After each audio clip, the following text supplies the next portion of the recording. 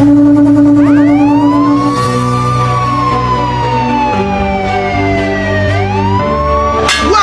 et messieurs la famille, bienvenue sur Channel pour la bien l'autre émission. C'est toujours un plaisir de la avec toute information qui fait actualité dans le pays d'Haïti. En dernière vidéo, ça, c'est dernière nouvelle show, nous pour joindre, eh bien, après Guy Philippe te fin parler, jeudi à la nan micro vérité sous dossier et coup de cassation, eh bien, Guy Philippe tremblé ONU, jeudi à la, côté li écrit ONU, mesdames et messieurs la famille, donc pour dénoncer ingérence des États-Unis dans les affaires pays d'Haïti, eh bien, c'est pas décauser Guy Philippe pas mettre à terre, eh bien, notre Guy Philippe fait sortir là, mesdames et messieurs la famille, nous prenons le détail pour vous, parce que nous prenons le lio. Nous même sous chaîne ça nous pas jamais voyer monter mais devoir nous doit nous c'est chercher information pour tel pour sans retirer sans mettre. Restez là, pas couper vidéo ça dans route, laissez nous porter en pile information pour nous pour porter tout détail concernant notre ça mesdames et messieurs la famille. Guy Philippe fait sortir côté écrit ONU, li tremblé ONU ou pour le temps de dans vidéo ça. Non l'autre bon mesdames et messieurs la famille, porte-parole MSS là c'est force multinationale là parler jodi a là, li porter en pile information pour peuple là qui bon force multinationale là je ne jodi a là qui ça a réglé qui plan au gagner eh bien porte-parole là pour porter détail pour mesdames et messieurs. Mais n'a yo prend moun pour comique dans pays ça oui. N'a yo prend moun pour égarer dans pays d'Haïti. C'est pas chouette. Si nous pas lever scan figue nous pour nous faire mettre respect sous nous janté à l'époque là mesdames et messieurs la famille, eh bien tout petit pays a passé nous en bas pied. Y a prend nous tant coup toile mouillé devant porte caille malheureuse. Eh bien, mesdames et messieurs la famille, nous prenons le temps des uns. Nous avons bataille ça qui est la journée aujourd'hui. Après Guy Philippe fait sortir notre ça côté l'écrit ONU, li joue dans pile critique. Mais mesdames et messieurs la famille, bataille ça la journée aujourd'hui, c'est pas Guy Philippe seulement qui a fait. Et Guy Philippe pour contre lui, pas capoter victoire. Mais plus gros force là, c'est peuple là, c'est ou même qui a regardé vidéo ça là, qui suppose lever camper. Pour nous connaître qui importance bataille ça a gagné journée aujourd'hui pour nous. Mais c'est pas spécialement pour Guy Philippe. Pour le pays d'Haïti, bataille ça, mesdames et messieurs la famille, c'est nous-mêmes qui pour gonfler vers nous, pour nous faire bataille ça, pour nous porter victoire. Seul Guy Philippe pas qu'à retirer pays dans salier journée jodi là. Soit critiquer bien. Bien que combat Guy Philippe dit le douter de massacre dit qui fait la saline nan, qui fait 3 Jérémy côté Mikano touyer, plus passer 200 moun, et bien Guy Philippe dit le douter. Sauf que mesdames et messieurs la famille, Guy Philippe fait connaître que li mande bon enquête pour ta faire sous dossier ça pour yo connaître qui ça bagay là. En tout cas nous besoin d'un pile information, fais confiance, nous porter détail pour. Mais tout d'abord abonnez ensemble avec nous, like vidéo ça, partager avec famille amis puis yo attendez information ça pour nous aider une grande communauté Sky 268. Alors fin de regarder vidéo ça, descend dans espace commentaire, quittez un message. Sans plus tarder, on nous entre directement dans vidéo pour plus de détails. Eh bien là, Guy Philippe faut pull-up sous Conseil de sécurité des Nations Unies. Et on nous regarde ensemble avec moi matin en bonheur. Et il y a une correspondance officielle qui arrive joindre le Conseil de sécurité des Nations Unies. On nous regarde qui ça, Guy Philippe lui-même li baille comme détail. Brali pour nous et nous gagnons pas bon côté nous pour nous regarder et qui ça et Guy Philippe lui-même li baille comme détail par rapport avec situation pays. Lettre officielle au Conseil de sécurité de l'ONU, 12 décembre 2024. Objet, dénonciation de complot contre la souveraineté d'Haïti et demande d'explication sur les échecs de la communauté internationale sous la direction des États-Unis. À l'attention du président du Conseil de sécurité de l'ONU, la force révolutionnaire nationale FRAI, plateforme politique haïtienne engagée dans la défense de la souveraineté nationale et des droits inaliénables du peuple haïtien, souhaite attirer l'attention du Conseil de sécurité de l'ONU sur la situation dramatique qui prévaut actuellement en Haïti. Nous sommes confrontés à un complot manifeste, orchestré par des puissances étrangères, notamment les États-Unis, avec la complicité de certaines institutions internationales et d'acteurs locaux corrompus. Ce complot vise à maintenir Haïti dans un état de dépendance chronique, à nier son droit à l'autodétermination et à piétiner son héritage de nation libre et souveraine. Le peuple haïtien subit aujourd'hui une humiliation sans précédent dans l'histoire des nations. Sous la pression de la communauté internationale, Haïti démontré d'accepter un modèle de gouvernance absurde et anticonstitutionnel. Celui des 9 conseillers présidents, une structure totalement étrangère à nos lois et nos traditions. Cette ingérence flagrante, imposée sous le couvert de stabilisation et de gouvernance inclusive, est en réalité une manœuvre pour consolider le contrôle étranger sur nos institutions en excluant totalement la voix du peuple haïtien. Il s'agit d'un cas unique dans l'histoire moderne où une nation souveraine se voit imposer un schéma de gouvernance conçu et dicté par des puissances étrangères, violant ainsi notre constitution et le droit international.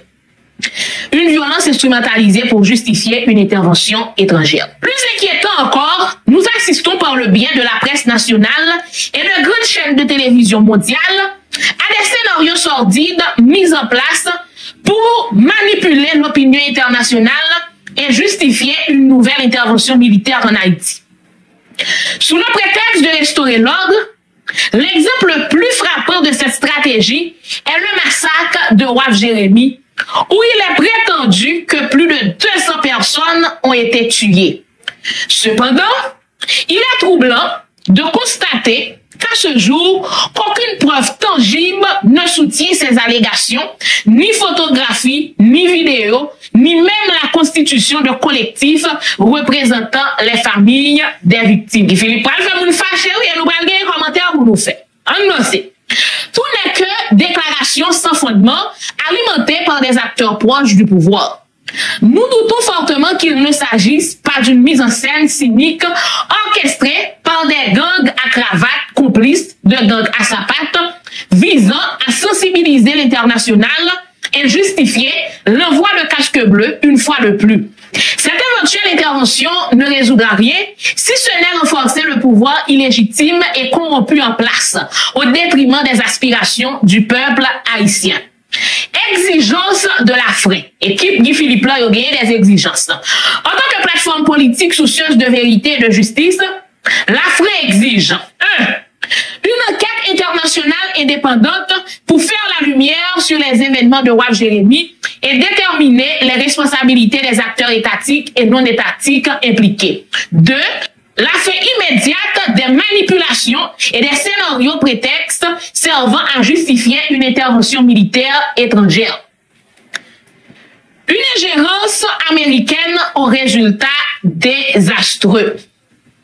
Depuis des décennies, les États-Unis jouent un rôle central dans la gouvernance d'Haïti sous couvert d'aide et de partenariat. Pourtant, leur interventionnisme n'a fait qu'aggraver la crise politique, sociale et économique. Comment est-il possible qu'après tant de décennies d'ingérence américaine, Haïti, une nation souveraine, soit incapable d'organiser des élections crédibles et transparentes? Les États-Unis, avec leurs moyens colossaux et leur influence considérable, n'ont jamais permis au peuple haïtien de choisir librement ses dirigeants. Les processus électoraux sont constamment manipulés, les candidats imposés et les résultats orientés pour satisfaire des intérêts étrangers. Cet échec chronique prouve que l'ingérence américaine ne vise pas à aider Haïti, mais à maintenir le statu quo profitable à leur géopolitique et économique. Un appel à l'action du Conseil de sécurité. FRE appelle le Conseil de sécurité de l'ONU à 1. Exiger des explications des États-Unis sur leur échec à promouvoir des élections libres et transparentes en Haïti malgré des décennies d'ingérence. 2. Mettre un terme aux politiques néocoloniales imposées à Haïti, notamment à travers des structures de gouvernance illégitimes comme celle des 9 conseillers présidents. 3. Reconnaître le droit inaliénable du peuple haïtien à choisir ses dirigeants et à construire son avenir sans ingérence étrangère. 4. Encourager une transition politique inclusive dirigée par des acteurs réellement issus du peuple haïtien et non désignés par des puissances étrangères. La République d'Haïti, nation pionnière dans la lutte pour la liberté et l'égalité des peuples, refuse de devenir une simple marionnette entre les mains des puissances occidentales. Le Conseil de sécurité de l'ONU a une responsabilité historique envers notre nation. En tant qu'organe garant de la paix et de la justice internationale, il ne peut ignorer les abus dont Haïti est victime. Frey rappelle que le peuple haïtien, malgré les épreuves, reste debout, fidèle à l'héritage de Dessalines. Nous exigeons respect, justice et souveraineté. Eh bien, ça, l'hypothèse signature, et j'en ai regardé là, l'hypothèse signature, ancien sénateur Guy Philippe, qui lui-même, qui réagit, ok, sous situation critique paysan, et tout profiter et râler les oreilles, Conseil de sécurité des Nations Unies, il estimait qu'il gagnait une obligation morale vis-à-vis du pays d'Haïti, vis-à-vis du peuple haïtien. Mais faut me dire nous, dans ça, et si c'est pour critique, il y a un pile critique.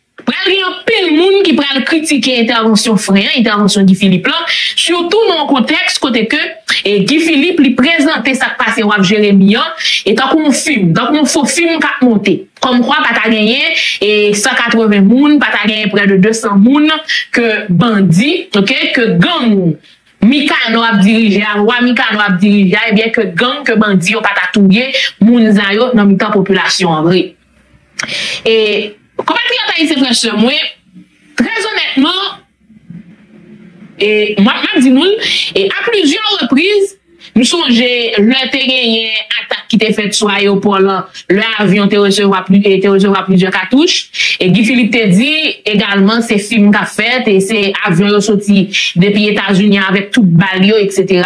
Et fois ça, vraiment, m'dé ka campé pour me dire, c'est faux, parce que jour ça, moi, m'dé gen proche, moi, qui t'a rentré à Haïti le jour même, eh bien, on était obligé à l'atterrir en République Dominicaine.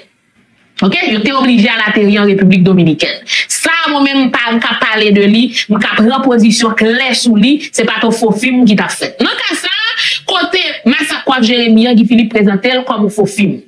Il doutait en pile que c'est pas grand cravatio qui derrière ça qu'a passé, pour faire international, pour faire force onusienne rentrer plus rapidement en Haïti. Qu'en est-il de ça passé dans Thierry l'Antibonite là? Il n'est pas émotionnel, mais il focalise beaucoup plus sur ça qui passe par le prince.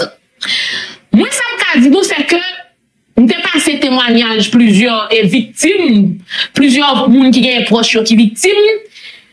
Effectivement, dans Jérémie, il y a un massacre qui fait, il y a des gens qui ont tué. Il y a un paquet de gens qui sont victimes. Nous, contexte, côté que vous venez prendre moun yo la caillou, c'est pas un massacre côté l'autre groupe armé rentre vin touyer moun. C'est chef gang nan même qui rentre qui vient prendre moun yo, qui voyal prendre moun yo sous moto, etc. Touyer moun yo. Si c'est pas gang nan pour ta faire vidéo laguer, qui est-ce qui t'a pris le prendre risque? Qui est-ce qui t'a pris le prendre chance pour faire vidéo, pour faire photo, pour laguer sur les doigts, pour ta tout des preuves tangibles? Preuve tangible que Guy Philippe a parlé là. Qui est-ce qui pour ta gagner? C'est bandit yo. Parce que c'est pas où moun rentre la caille ou te ka courir pour faire vidéo, non pour laguer, pour partager avec l'autre moun, pour dire gars ça au fond proche. C'est moun qui t'a dormi la caille, c'est moun qui t'entre dans la caille, nèg débarquer à machine à moto, vinn prendre moun avec yo. Et c'est par la suite tu vas dire que moun ça veut pas là encore. Jusqu'à ce que proche victime yo par exemple ouais proche yo par exemple ouais papa yo maman yo ma tante yo cousin yo cousine etc. Yo pral connait que moun ça yo pas là encore yo touyer yo. Donc si t'as gagné des preuves tangibles photo vidéo qui est-ce qui pour tabayer yo bandi pour tabayer encore. OK? Ça c'est une hypothèse. Deuxième considération nous qu'a fait journée jodi. Ça nous qu'a considéré comme preuve, c'est témoignage moun yo. C'est témoignage madame, papa, petite, ma tante, tonton, cousin, cousine, mari, etc. qui viennent témoigner, yo vinn prendre madame le bâtonnet. C'est petite qui dit yo vinn prendre papa le bâtonnet. C'est moun qui vinn dire yo prend voisin le bâtonnet, etc. Mais est-ce qu'on prend une photo avec vidéo? Non. Est-ce que tu as supposé qu'il y a des enquêtes qui mènent? Effectivement, tu as supposé qu'il y a des enquêtes qui mènent. Mais bon bagay qui est extrêmement important, vous nous comprendre. Pendant que Philippe, frère, livre et lettre ça par le Conseil de sécurité des Nations Unies, mais le secrétaire général des Nations Unies, Antonio Guterres, depuis jour même, c'est renforcer position yo, pour regarder comment le Conseil de sécurité des Nations Unies a penché sous Haïti. C'est même Nations Unies ça que Philippe mandé pour gagner pour gagner une obligation morale par rapport avec le pays d'Haïti, par rapport avec le peuple haïtien. Obligation morale que Guterres baille tête li. C'est faire force onusienne dans déployer lui-même. Parce que secrétaire général des Nations Unies, même j'en ai un paquet d'autres organisations internationales, qui défendent droit mon Amnesty International, Human Rights Watch, etc. Pour ne citer ça seulement. Yo même non ligne aller assez en ligne côté que yo gen des moyens de pression, yo dou massacre moun ak mourir en Haïti etc. Faut que Nations Unies leve pied, faut que Conseil sécurité Nations Unies leve pied. Moi même toujours en position par rapport avec correspondance ça yo. OK, correspondance ça yo le nouveau yo ba États-Unis. Le nouveau yo ba Conseil sécurité Nations Unies, mis à part la Russie avec la Chine qui toujours en position et par rapport avec le déploiement force onusienne, mais c'est toujours le même acteur ça international là, c'est toujours le même qui implique nous façon bien nous l'autre pour mettre Haïti dans situation de dépendance. OK? Pour que Haïti dans situation de dépendance que lié journée jeudi, côté sécurité nationale pays nous dépend de blanc, li dépend de étrangers, li dépend de monde dehors. Alors que tout pays grand monde d'être journée jeudi, est-ce que nous calme dit États-Unis comment pour mener sécurité la Cali? Est-ce que nous calme dit la Chine comment pour gérer sécurité la Cali? Non. Mais c'est tellement pas un dirigeant, pas un monde dans le pays qui fait que nous accepter tout carrément que États-Unis en liquide vont bon matin dit nous pas un droit de force l'armée et puis nous craser le vrai. Nous pas un droit de militaire et puis nous accepter le vrai. Donc journée jeudi, une véritable responsabilité c'est peuple haïtien qui pour prendre.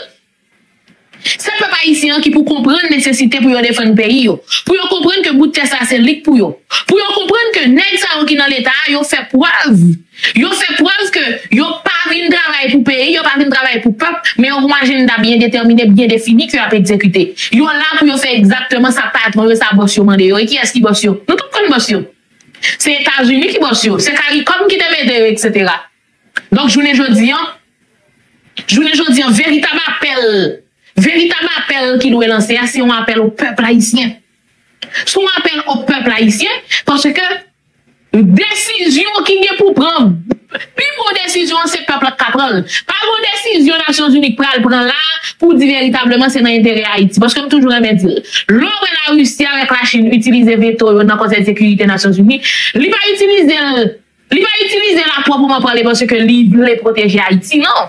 L'utiliser parce que nous, dans le contexte géopolitique, c'est diplomatie qu'a fait. C'est diplomatie qu'a fait. Qui ça m'a utilisé comme influence pour me barrer, pour me bloquer, pour m'énerver, pour me mettre plus sous dos. Qui ça m'a joué en retour par rapport avec décision ça? Donc, je ne dis pas, plus bonne décision, plus bon appel que Philippe Tech a fait, c'est faire un appel au peuple haïtien. Pour le peuple haïtien comprendre la nécessité pour défendre le pays. Imaginez-nous, année passée, 1er janvier, bon, toujours content de se dire l'année passée. 1er janvier 2024, Guy Philippe a lancé un appel à la révolution. Jeudi, là, 12 décembre 2024, 12 décembre 2024, une société a divisé. C'est comme si nous n'avons pas jamais comprendre que nécessité pour fond, on lever contre le système, contre l'oppresseur, contre le monde qui a oppressé nous, contre le bourreau. Nous n'avons pas jamais comprendre. Nous sommes comme si on confortable. Il y a couru pour bandit, mais comme si on est normal. Il est normal pour quitter Caillou. À cause de courir pour bandit, pour arrêter nos camps réfugiés, même manger, ou pas manger, même bé, ou pas même côté pour faire un petit besoin. Et puis, nèg yo même toute journée avec sirène dans les oreilles, ouais. Nèg yo sous foulaille, nèg yo créé job pour petits amis, etc.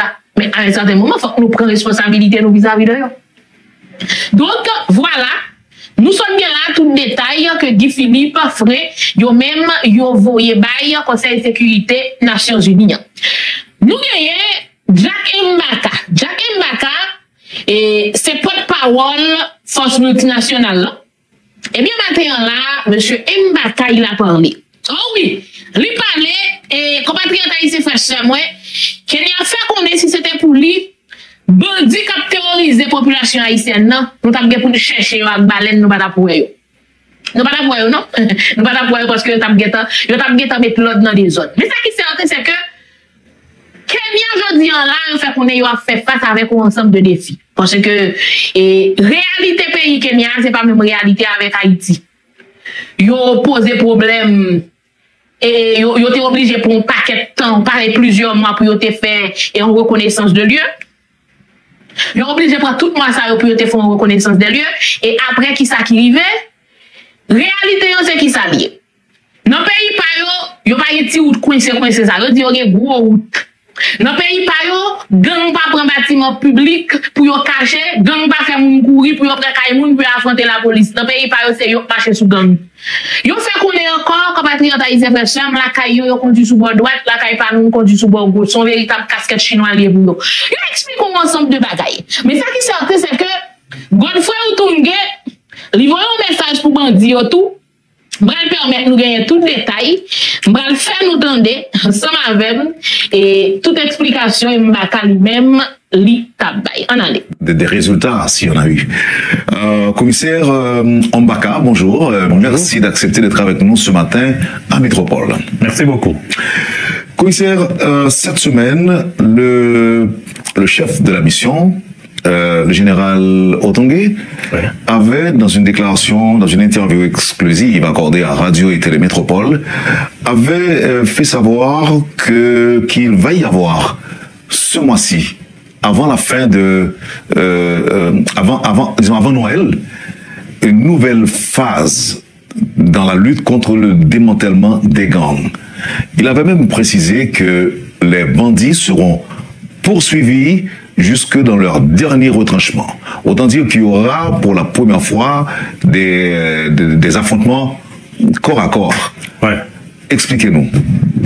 Bon, merci beaucoup, Monsieur Wendel, d'avoir m'invité ici à Radio Métropole. Je suis vraiment très content d'être ici.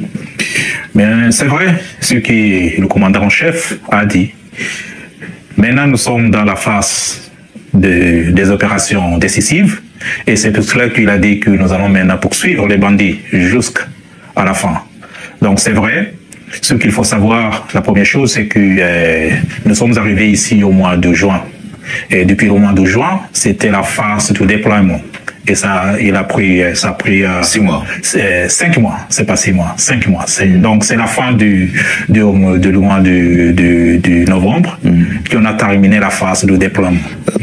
Donc maintenant, vous êtes en train de nous dire que ça, c'était la phase de reconnaissance qui était, voilà, qui était si longue. Oui, c'était si longue. C'était la phase de reconnaissance, la phase de recevoir les matériaux, les armes, tout ça, et puis les personnels des pays qui allaient envoyer les policiers ici pour la MSS. Donc on a terminé cette phase-là. Donc maintenant, nous allons commencer avec la phase des opérations décisives. Et c'est très compliqué, oui, et c'est vrai que nous avons déjà commencé au mois de décembre. Donc les opérations décisives vont débuter. Les Haïtiens doivent le mettre en tête. Voilà. Dès ce mois de décembre. Dès ce mois de décembre. Oui, c'est pour cela que le chef commandant Otunge a déclaré ça. Oui. Maintenant, qu'est-ce qui vous faisait défaut? Qu'est-ce qui a manqué? Pourquoi 5 mois? Pourquoi? C'est selon le programme du MSS. Il y avait 4 phases. Le premier phase, c'est déploiement. Le deuxième phase, c'est le commencement des opérations décisives. La troisième phase, c'est la phase de stabilisation. Et puis la dernière phase, ça sera la phase de transition. Donc, pendant la phase des opérations décisives, c'est maintenant combattre, démanteler les gangs, les chasser là où ils se cachent, dans les quartiers, là où ils se trouvent. Et les gang leaders, chasser les gang leaders pour qu'on puisse les arrêter. Donc, c'est la phase des opérations décisives. La phase comment dirais-je, c'est pas transition, mais stabilisation. C'est quand maintenant il y a de la paix, on a déjà chassé les bandits là, donc organiser des choses comme telles. Et puis la dernière phase, c'est la phase de transition. Maintenant, nous avons déjà terminé notre travail. Comment est-ce que nous allons maintenant retourner chez nous? Est-ce que nous allons continuer à travailler et supporter la police piénage? Oui ou non? Donc, c'était programmé comme ça. C'est pas nous qui ont décidé de rester à la base pendant 5 mois. Mais comme vous avez constaté, mon cher ami Wendel, quand nous sommes arrivés ici en Haïti au mois de juin, vers la fin, c'était pour nous de rester à la base en attendant les déploiements des autres personnels. Mais quand nous sommes arrivés ici, les Haïtiens nous ont bien reçus à l'aéroport. Et nous avons constaté comment la situation sécuritaire était ici. Donc, au lieu de rester en attendant les autres personnels, nous avons décidé de travailler avec le PNH et supporter le PNH pour qu'on puisse quand même démanteler les gangs. Oui. Phase de reconnaissance, déploiement sur le terrain. Vous avez quand même, votre réputation vous a précédé dans le sens que vous aviez déjà cette pratique de démanteler les gangs même dans votre pays. Il est vrai que votre pays a encore des problèmes de gangs, mais n'empêche que vous aviez cette habitude. Qu'est-ce qui fait la différence entre le fonctionnement des gangs de chez vous et ceux qui sont en Haïti? Bon, c'est une très bonne question. Mais quand nous sommes arrivés ici en Haïti, nous avons constaté beaucoup de différences. Je peux commencer par exemple, les personnels kenyans, les policiers kenyans ne comprenaient pas les terrains. Ici en Haïti, les rues sont très étroites. C'est pas comme chez nous. Ici, on conduit à droite. Non, chez nous, c'est à droite. Oui, ici, c'est à gauche. Ici, c'est à gauche. Donc, les chauffeurs devraient quand même apprécier comment on conduit les voitures, les véhicules. Là. Et deuxièmement, il y avait un défi au niveau de la langue. De communication. Ici, de communication. Ici, on parle de créole, de français. Chez nous, c'est anglais, c'est swahili. Donc, pour qu'on puisse comprendre bien, on a commencé à apprendre le créole et le français. Et c'est pour cela. Mais au niveau des gangs, ils sont quand même un peu différents. Parce que chez nous, on se bat avec les gangs dans les quartiers. Là, c'est pas surtout dans les villes comme Pape, ici, Port-au-Prince. Mais ici, quand nous sommes arrivés ici, ce sont les gangs qui utilisent, ils profitent des bâtiments déjà abandonnés. Vous voyez, chez nous, on n'a pas de bâtiments abandonnés. Oui. Donc, c'était le combat très clos. C'était le combat, oui, très proche, comment dirais-je. Oui, c'est ça. Alors, chez vous, c'est comme ça? Oui. Oui. Ok. Est-ce qu'on peut considérer cette différence comme étant des obstacles pour vous? Je ne dirais pas ça, mais à vrai dire, c'est un peu compliqué. Parce que ici, les gangs se trouvent parmi la population. Ils ne sont pas vraiment très isolés. Et oui, ils sont parmi la population. Donc, il faut quand même marcher un peu lentement. Oui, sinon, on allait tuer beaucoup du civil, vous voyez, les civiliens, oui. Donc, comment vous allez vous y prendre pour éviter qu'il y a trop de dommages collatéraux? Oui, donc la première chose, nous sommes venus ici pour supporter le PNH. Donc, chaque jour que nous sommes à l'extérieur, là, nous sommes toujours accompagnés par la PNH. Nous faisons les opérations conjointes avec les PNH. Donc, pour cela, comme ça, les PNH nous dirigent comment réagir sur le terrain.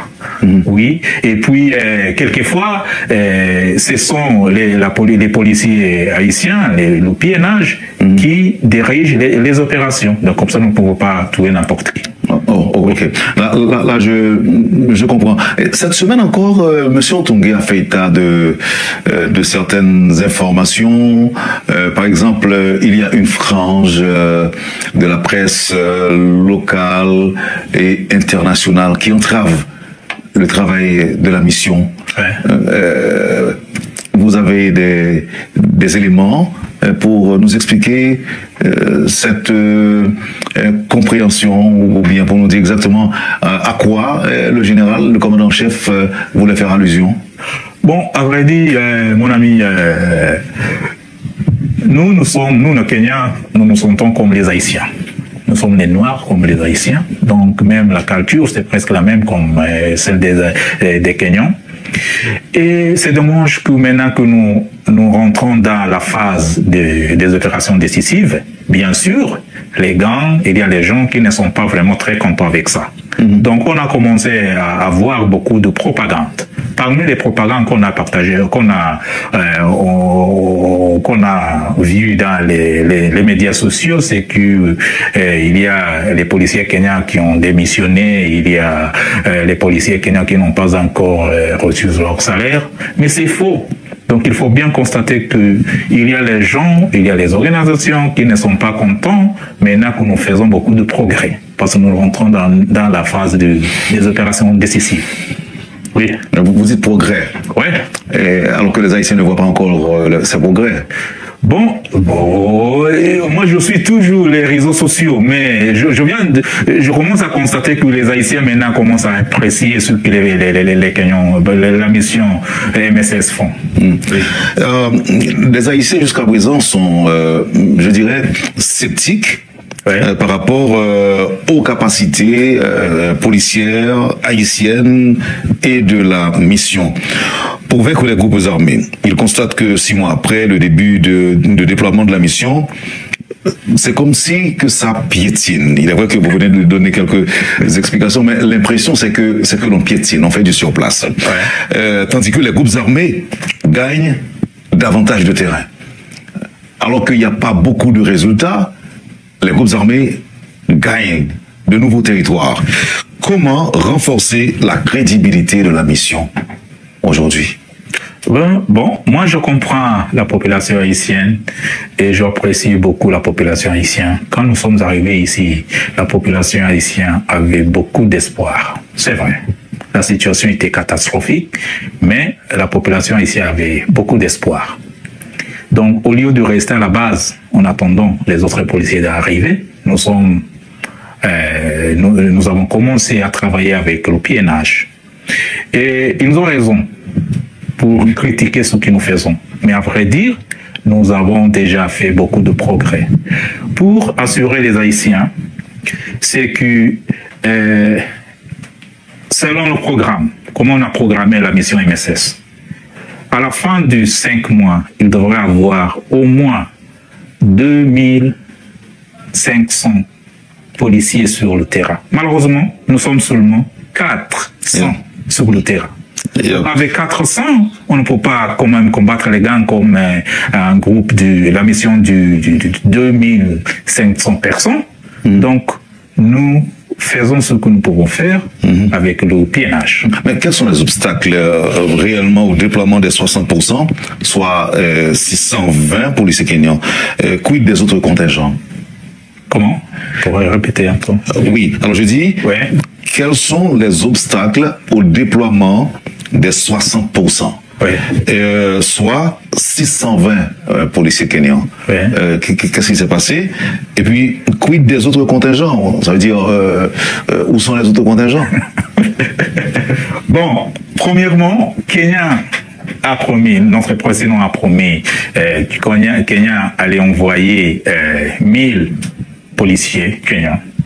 Ils ont déjà formé, ils sont prêts maintenant à venir ici en Haïti et dans quelques semaines, ils vont arriver ici en Haïti. Ce sont les Kenyans. Donc les 620, les six policiers, ils vont arriver dans quelques semaines. Je ne peux pas clarifier quand, mais dans quelques semaines. Pour les autres pays qui devraient déployer leurs policiers, je sais que les Guatémalens vont arriver. Je sais que le Bahamas, ils vont ajouter leurs policiers ici. Je sais que, comment dirais-je, les Jamaïcains, lui aussi, ils vont ajouter les policiers ici. Donc, vers la fin du mois de décembre, nous allons avoir une augmentation des policiers. Considérable? Bon, disons, environ, si tout va bien, peut-être 1000. 1000 autres. Oui, 1000. Okay. Mais j'ai appris aussi qu'il y a un dirigeant qui avait promis d'envoyer des militaires ou des policiers en Haïti.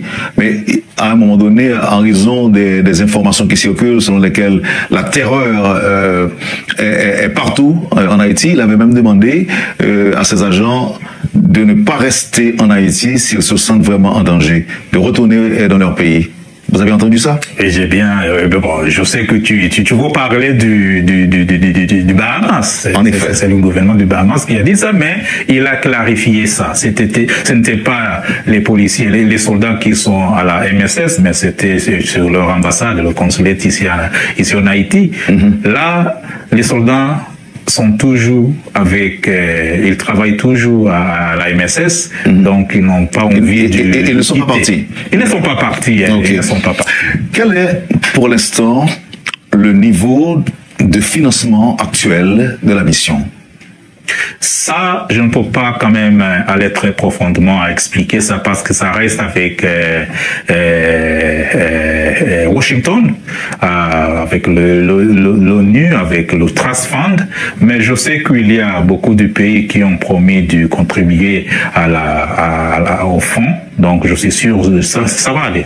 Oui, ça va aller. Et ce que vous avez déjà est suffisant pour, je dirais, pour maintenir les opérations conjointes avec la partie haïtienne? Oui. Ce que vous avez comme fonds? Oui. Comme fonds, oui. Mais même aussi les matériaux, les armes, oui, nous en avons. Oui.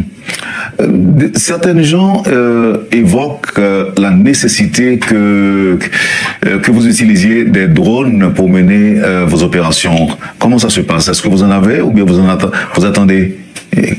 Nous avons des drones, mon ami, nous avons des drones. Est-ce que vous les utilisez? Oui, bien sûr. Est-ce que ça donne des résultats? Beaucoup de résultats. Comme nous, par exemple, c'est le piénage. Il a les drones.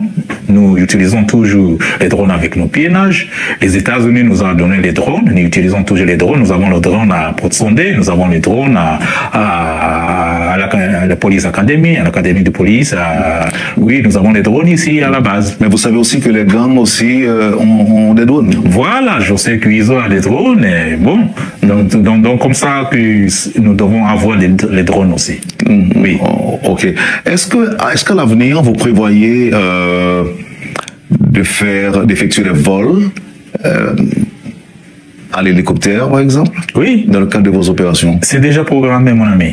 Oui, nous avons des pays qui vont nous donner El Salvador, ils vont nous donner les avions, hélicoptères pour le Guatemala, même chose, qu'on puisse employer ici sur le terrain. Vous êtes en train de nous dire que ça va être quelque chose de grandiose, de gigantesque, je dirais? Voilà, parce que c'est nécessaire pour insérer les policiers sur terrain, parce qu'ici on a constaté que les gangs bloquent toujours des routes. Donc pour y arriver au cas de massacre, au cas d'une attaque, pour arriver sur le terrain, tu trouves que la route est déjà bloquée. Donc ça sera mieux d'utiliser les hélicoptères et aussi pour les évacuations. Oui. Qu'est-ce que ça vous a dit? À quel niveau vous vous êtes senti interpellé, choqué par le massacre perpétré le week-end dernier sur des membres de la population civile non loin de Cité Soleil? Qu'est-ce que ça a fait sur vous alors que vous êtes là, vous êtes en Haïti? Bon, c'est pas bon. C'est dommage que ça pour arriver quand nous sommes ici en Haïti. C'est pas bon. C'est mauvais. Mais ce que je peux assurer les Haïtiens, c'est presque la même chose qui est arrivée à la Antibonite. Tu te rappelles, au mois d'octobre, on a fait le massacre à Antibonite et à cause de ça, nous avons envoyé notre équipe jusqu'à Port-Sondé pour pacifier les routes là, et maintenant ça va. Même ici, à Cité Soleil, à Bel Air, à Solino, nous avons déjà nous installé à IGPNH. C'est pour cela que nous pouvons être un peu proches de la population d'Elmas, IGP d'Elmas, pour le National Port et les endroits comme ça. Donc, c'est dommage que ce qui est arrivé pendant le week-end, mais nous sommes en train de faire quelque chose. Vous n'avez pas reçu d'appel à l'aide de la part de la population ce jour-là? Non, malheureusement, non. Malheureusement, non. Avant de continuer à vous poser des questions sur ce que vous faites, ce que vous allez faire, comment vous évaluez le travail de vos collègues policiers haïtiens? Mon ami, il faut être fier de votre policier. Ils travaillent beaucoup, ils travaillent dur. Oui, ils ont le goût de travailler. Nous sommes vraiment très fiers de nos collègues, les policiers haïtiens, parce qu'ils nous ont montré les chemins, oui. Et c'est seulement peut-être les supporter avec les matériaux et avec les armes, et comme ça ils vont travailler plus dur comme maintenant. Mais nous sommes fiers, nous travaillons toujours comme une équipe, nous faisons toujours des opérations conjointes. Nous sommes tous sur la terre avec les Haïtiens, la PNH, et même le directeur général, monsieur Ramon Nomil, et notre commandant en chef, monsieur Geoffrey Otungue. Si vous les rencontrez quelque part, vous pouvez penser que ce sont des frères jumeaux. Ils sont des jumeaux. Parce qu'ils sont toujours ensemble. Ils travaillent toujours ensemble. Et ça, la même chose avec les autres policiers haïtiens. Nous travaillons toujours comme des frères, comme des sœurs. Et c'est très important pour la population haïtienne de comprendre ça. Selon vous, la police nationale a besoin de quoi aujourd'hui pour continuer la lutte contre les gangs? Avec la mission ou sans la mission? Elle a besoin de quoi, la PNH? La première chose, les véhicules. Les véhicules blindés, c'est très important. La deuxième chose, il faut avoir, comment dirais-je, il faut augmenter le personnel. C'est pour cela qu'il y a maintenant la Police Academy. Quand nous sommes arrivés ici, la Police Academy était fermée. Donc, pour les nouveaux policiers, ils sont maintenant en train d'être formés à la Police Academy. Donc, il faut avoir... Le nombre de polices doit augmenter. Et aussi, il doit être bien payé quand même. Il travaille dur, oui. Il doit être bien payé quand même, parce que c'est pas un travail facile, mon ami. Oui, et comme ça, ils vont être bien motivés. Vous n'avez pas parlé de matériel, d'équipement, à part les, bien sûr, à part les blindés. Bien, des armes, oui, des fusils, des laminations, tout ça, c'est très important. Et je sais qu'il y a des pays qui sont en train de l'aider, comme le Canada, oui, les États-Unis, je sais, la France. C'était hier. Ce que j'ai vu, l'ambassadeur de France a donné le PNH quelques véhicules blindés, si je me rappelle bien, oui. Donc c'est très important.